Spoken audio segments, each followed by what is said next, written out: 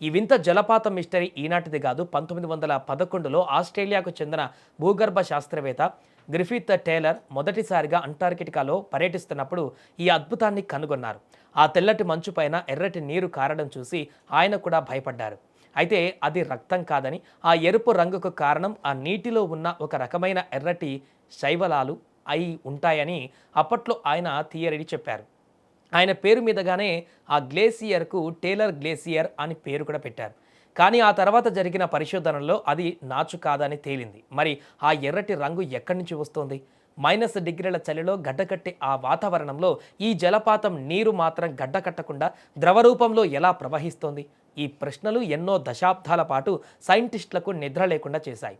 ఈ రహస్యాన్ని ఛేదించడానికి 2017లో అలస్కా విశ్వవిద్యాలయ శాస్త్రవేత్తలు అత్యాధునిక రాడర్ టెక్నాలజీని ఉపయోగించారు. ఆ రాడర్ వేవ్స్ ద్వారా ఆ మంచు కొండను స్కాన్ చేసినప్పుడు వాళ్ళ మైండ్ బ్లాంక్ అయ్యే ఒక వాస్తవం బయటపడింది. ఆ టేలర్ హిమానీనాథం కింద దాదాపు 400 మీటర్ల లోతులో ఒక భారీ పురాతన భూగర్భ సరస్సు ఉంది. సుమారు 15 లక్షల ఏళ్ల కిందట సముద్రపు నీరు ఆ మంచు కింద శాశ్వతంగా చిక్కుకుపోయింది. కాలక్రమేణా ఆ సరస్సులోని నీరు సాధారణంగా సముద్రపు నీటి కంటే ఎన్నో రెట్లు ఉప్పుగా మారిపోయింది. ఉప్పు శాతం విపరీతంగా పెరిగిపోవడం వల్లే -డిగ్రీల చలిలో కూడా ఆ నీరు గడ్డకట్టకుండా ద్రవ రూపంలోనే ఉందని శాస్త్రవేత్తలు గుర్తించారు. సరే, మరి అది నీరు ఎర్రగా ఎందుకుంది? అక్కడే అసలు సైన్స్ ఉంది. ఆ సరస్సులోని నీటిలో ఇనుము శాతం చాలా అధికంగా ఉంది.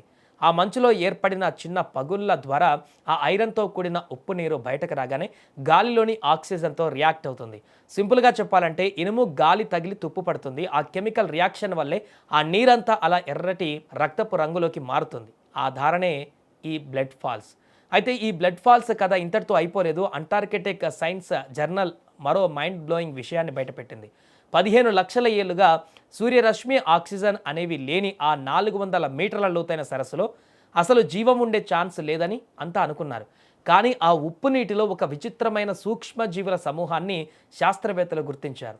మొక్కల్లాగా కిరణజన్య సంయోగ క్రియ పైన ఆధారపడకుండా, ఆక్సిజన్ లేకుండా కేవలం ఆ నీటిలో ఉన్న సల్ఫేట్ రసాయన చర్యలను ఉపయోగించి ఆ సూక్ష్మజీవులు బతుకుతున్నాయి.